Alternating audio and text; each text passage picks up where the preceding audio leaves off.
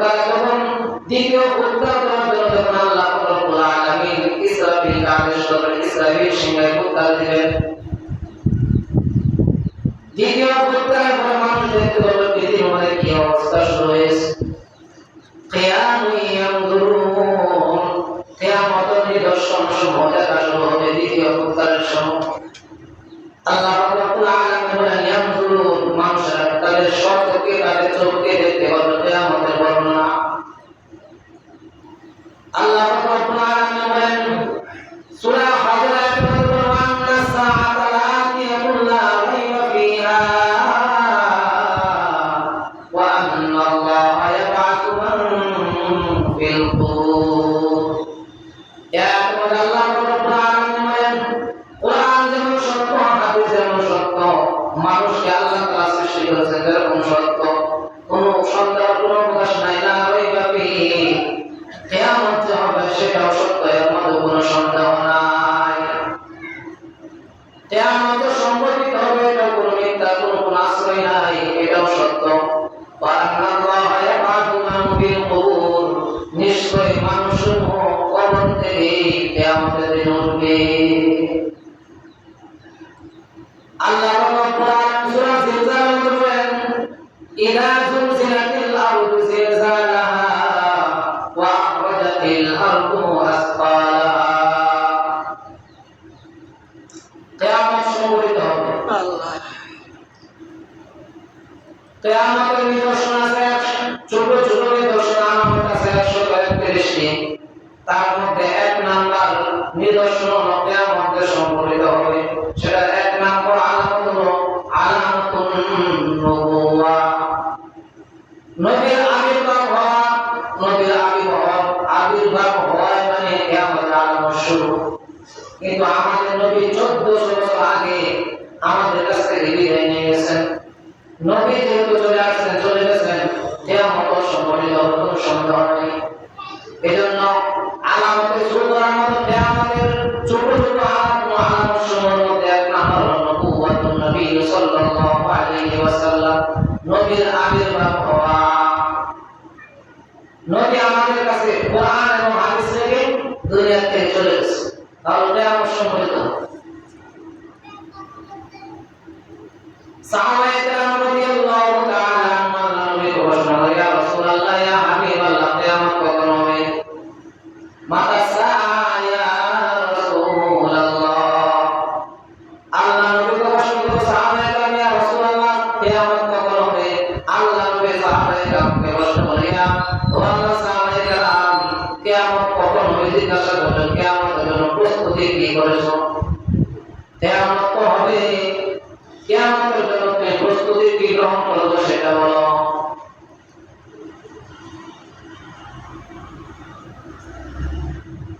জিবরাইল আলাইহিস সালাম তিনি আল্লাহর পক্ষ থেকে 30 বার কোরআন আল্লাহ নবীর কাছে নিয়ে আসছেন। জিবরাইল আলাইহিস সালাম একদিন আল্লাহ নবীকে প্রশ্ন করলেন, ইয়া রাসূলুল্লাহ, ইয়া হাবিবাল্লাহ, মাতা সাআ, কিয়ামত কখন সংঘটিত হবে? আল্লাহ নবী জিবরাইলকে প্রশ্ন করলেন, ইয়া জিবরাইল, যে আমাকে প্রশ্ন করেছে কিয়ামত সম্পর্কে সে আমার থেকে বেশি জানে। কারণ এই কোরআন জিবরাইল আল্লাহ তাআলার পক্ষ থেকে আমার কাছে এনেছে। যে ব্যক্তি এই কোরআনকে আল্লাহর পক্ষ থেকে আমার কাছে আনছে, কিয়ামত সম্পর্কে সেই সর্বপ্রথম জানবে। যখন আল্লাহ নবীকে জিবরাইল প্রশ্ন করলো, জিবরাইল বলেন, ইয়া রাসূলুল্লাহ, ইয়া হাবিবাল্লাহ, লা তাকুমুস সাআ ইল্লাল্লাহ। ইয়া রাসূলুল্লাহ, ইয়া হাবিবাল্লাহ, কিয়ামত সংঘটিত হওয়ার ব্যাপারে আমি কিছু জানি না, এটা একমাত্র জানে আল্লাহ। এজন্য সূরা লুকমানের 23 নম্বর আয়াতে আল্লাহ রাব্বুল আলামিন বলেন, ইন্নাল্লাহা ইনদাহু ইলমুস সাআ, নিশ্চয়ই আল্লাহ তাআলা নিকট ক্ষমতা আছে, জানা আছে। ইন্নাল্লাহা ইনদাহু ইলমুস সাআ, কিয়ামতের আলামতের ব্যাপারে আল্লাহ তাআলার কাছে আল্লাহ তাআলাই ভালো জানেন। ইন্নাল্লাহা ইনদাহু ইলমুস সাআ, কিয়ামতের ইলম, কিয়ামতের সম্পর্কে জানা এটা একমাত্র আল্লাহ তাআলাই ভালো জানেন। এই কিয়ামত সম্পর্কে পৃথিবীর কোন নবী জানতে পারে না, আমি আপনারা নবী। কিন্তু আলামতগুলো আমরা বুঝতে পারি। এই আয়াতুল আল্লাহ রব্বুল আলামিন পাঁচটা বিষয় আলোচনা করেছেন, যে পাঁচ বিষয়ে আমরা অবগত। ইন্নাল্লাহা ইনদাহু ইলমুস সাআহ ওয়া ইউনাজ্জিলুল গায়থা ওয়া ইয়া'লামু মা ফিল আরহাম। কিছুক্ষণ পরে বৃষ্টি হবে, বৃষ্টি হবে না হবে না এটা সম্পর্কে বান্দা জানে না, কোনো পৃথিবীর কোনো মানুষ জানে না। ওয়া ইউনাজ্জিলুল গায়থ, বৃষ্টি হবে, আমরা বুঝতে দিনে আবহাওয়া খারাপ, বৃষ্টি আসবে, আবহাওয়া হওয়ার পরে সব বৃষ্টি আসে না।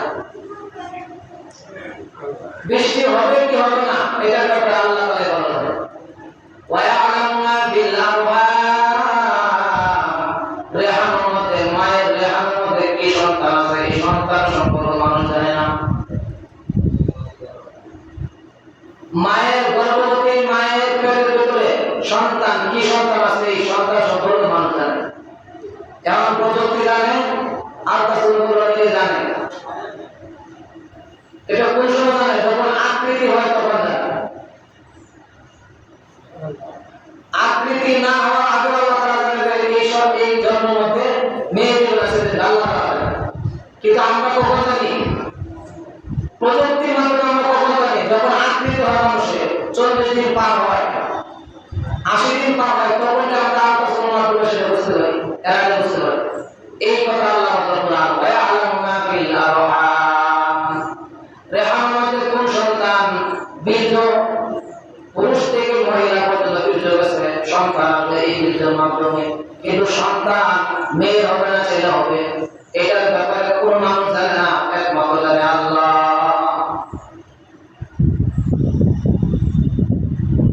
এজন্য আল্লাহ রাব্বুল আলামিন বলেন, রেহামের মধ্যে সন্তানের বিষয়ে আমি আল্লাহ জানি, পৃথিবীর কোন মানুষ জানে না। আর এক নম্বর হলো বৃষ্টি কখন হবে সেটা আল্লাহ তাআলা জানে, পৃথিবীর কোনো মানুষ জানে না। দ্বিতীয় নম্বর, রেহামের মধ্যে গর্ভবতী কোন সন্তান, ছেলে না মেয়ে, সেটা ব্যাপারে আল্লাহ তাআলা জানে। ইন্নাল্লাহা ইনদাহু ইলমুস সাআহ ওয়া ইউনাজ্জিলুল গায়থা ওয়া ইয়া'লামু মা ফিল আরহাম ওয়া মা তাদরি নাফসুম মাযা তাকসিবু গাদা। তিন নম্বর হলো আগামীকালকে বান্দা কি উপার্জন করবে, কি ক্ষতিগ্রস্ত হবে না লাভবান হবে, সেটার বিষয়ে আল্লাহ তাআলা মানুষ জানে না।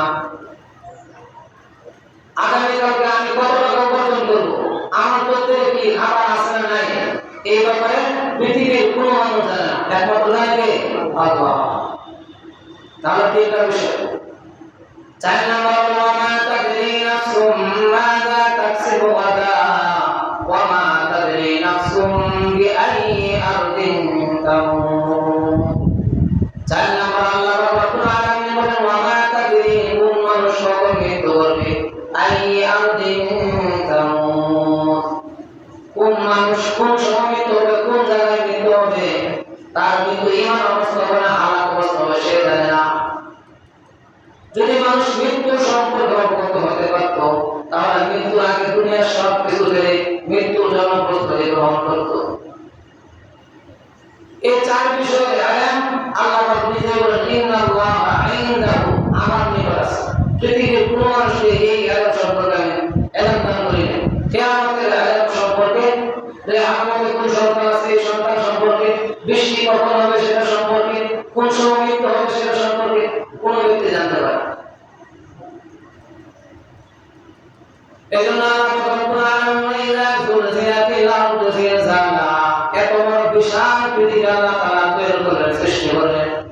ওরা আসমানের মধ্যে এত বিশাল বড় আসমান, আসমানের মধ্যে কোনো একটা খুঁটি নাই, টুটি নাই, এত বিশাল বড় আসমান আল্লাহ তাআলা সৃষ্টি করলেন।